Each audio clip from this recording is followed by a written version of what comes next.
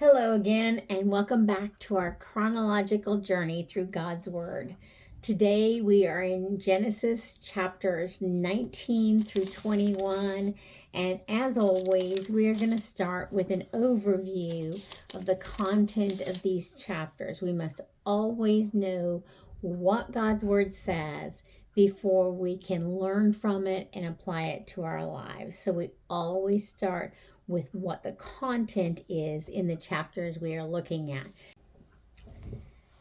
Hello, and welcome back to our chronological journey through God's Word. Today we are in Genesis chapters 19 through 21. Yesterday we finished up with chapter 18, where Abraham was interceding for the cities of Sodom and Gomorrah that God was determined to judge. And we pick up in chapter 19 with God remembering Abraham's intercession, but there were not even 10 righteous people in Sodom, and so he did not spare the cities. However, he always protects the righteous, and so he did rescue Lot's family from Sodom before the destruction, and then Sodom, Gomorrah, and the entire surrounding area was destroyed because of their great sin. Chapter 20 then picks up with Abraham's life, where Abraham goes down to the Negev and he settles in for a while in an area that is ruled by King Abimelech. And he tells King Abimelech, just as he had previously, several years before, told Pharaoh in Egypt, that Sarah is his sister. And again, because of God's grace, Sarah and Abraham are both protected. And then when God tells Abimelech what he has done, Abimelech and Abraham make an agreement to part on peaceful terms, and there is no harm that comes to anybody in this situation, because God in his grace has protected everybody involved. And then in chapter 21, Isaac, the long promised, long waited, long longed for son, is born to Abraham and Sarah. Isaac, the son of promise, comes into Abraham and Sarah's life, and there is some dissension, some tension between Ishmael and the new baby Isaac, the new child.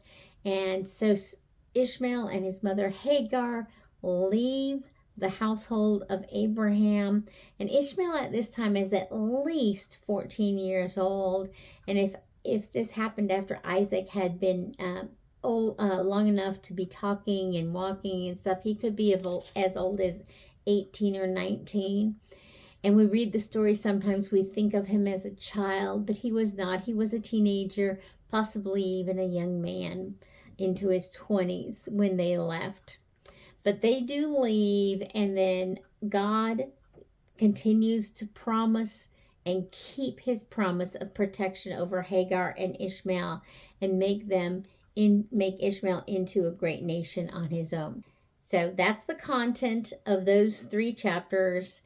Now, after we know what God's word says, then we can learn from it. And the questions we are journaling about as we go through this chronological trip through God's word are: first, what do I learn about God?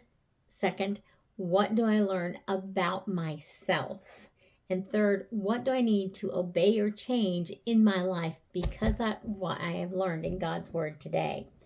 And as I have been emphasizing the last few days, I am not going to always share my answers to all 3 of those questions, because I want you to make it more personal to yourself.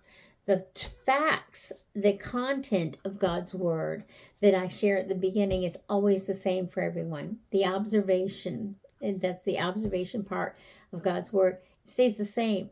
The fact that Isaac was born in chapter 21 is going to be the same whether I read it or you read it.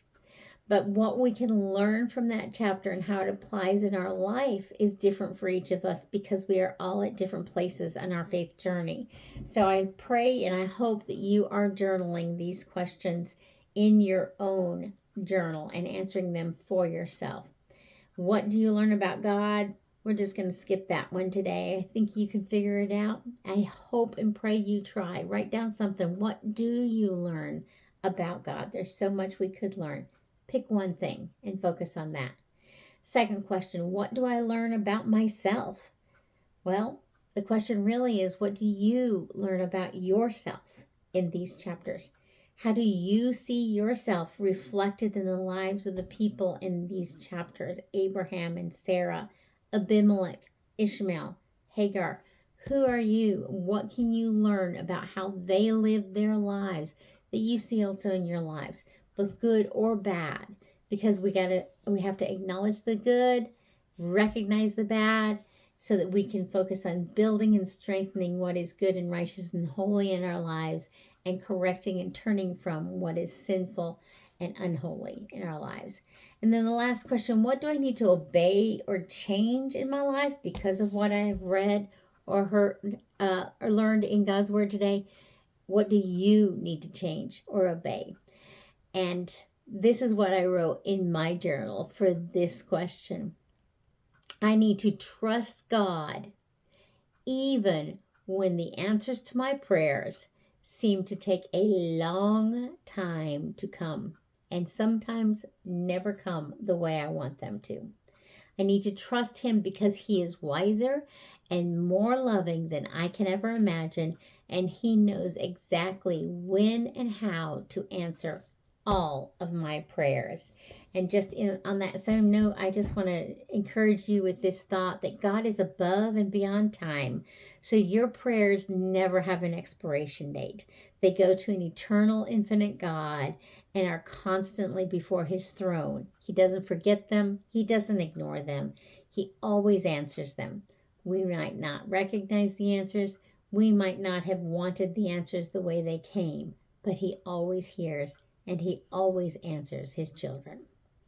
Well, thank you for tuning in and following along with me on this journey through God's Word. I hope you are learning and growing in faith as we do this, and I look forward to continuing on in Genesis tomorrow.